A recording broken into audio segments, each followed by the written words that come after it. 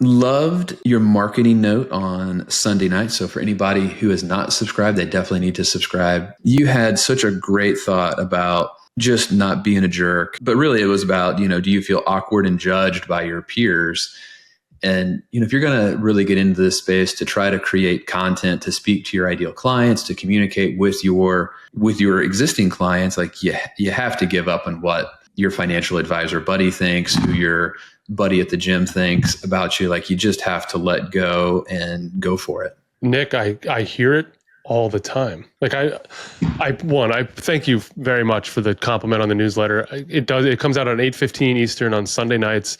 I try to make it as quick a read as possible. You can 100% plow through it in a Toyota commercial. Yeah, commercial break. It's great. Yeah, like you don't even need the whole break. It's 45 seconds and you're in and out. I hear that all the time. It drives me nuts. And the greatest thing that ever happened for me career-wise was when the switch flipped 10 years ago and I stopped caring. And I don't mean stop caring about like my professionalism and what I was doing. I stopped caring about like, what will the guy down the hall think? What would, am I going to be snickered about at lunch? Like I stopped caring. And once that happened, I could then get out of my own way and create the messages that I knew my audience needed. I think about that within our own business at Know My Plan. Like Jeff really wanted to be, the face of Know My Plan when we started, and we were, in the office with the phone or with the camera that he had trying to shoot videos. And I remember the first day we shot like a 20-second video and it took like 8 hours. And it was the idea of trying to get everything exactly perfect was so impossible. Like on one cut, trying to read a script, trying to get it perfect. He was getting frustrated. I was getting frustrated. And at some point, I think you're more human if you have some natural flaws. Like to me, the overly scripted, overly perfect isn't as appealing as just being human and having some stutters and uhs and ahs in there. And you don't want to do it all the time.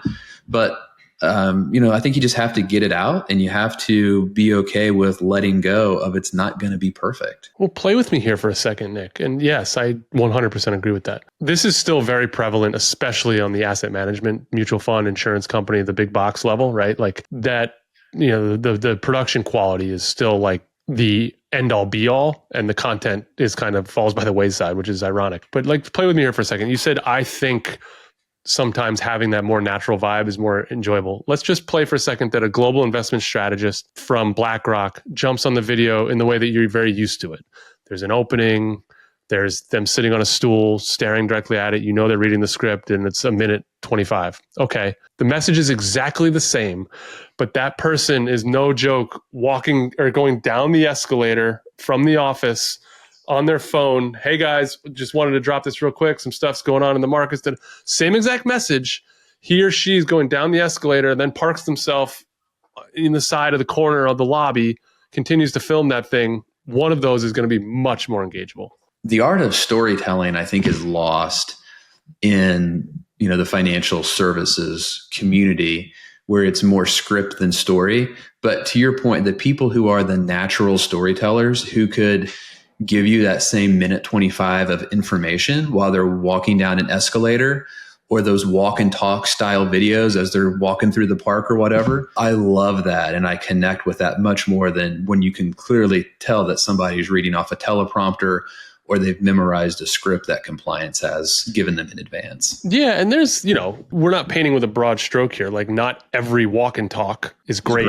Yeah. The point is worrying less about the production Hollywood value of the whole thing pays dividends or can pay dividends. It's funny you bring up MTV and VH1. Like people forget those guys invented reality TV. Like the Real World invented, that was it. Like that was the first time. And look at us now. Look at the world we live in. Like if Aisha and Steph had a reality show, bet your ass I'd be watching it. Like I want to peek in.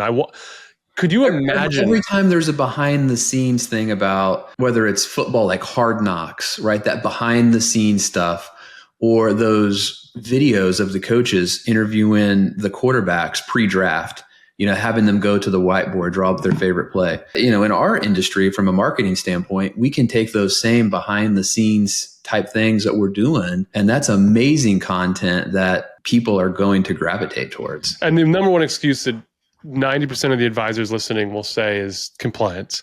And to that, I would say film it and then deal with it. Hey, we just got one through compliance that if we can get that thing through compliance, anything's possible, people. Or worst case, you film 6 things and 2 don't get through. Okay, but like you can't let the compliance get in the way of the content. Like create the content, push it, and see what happens.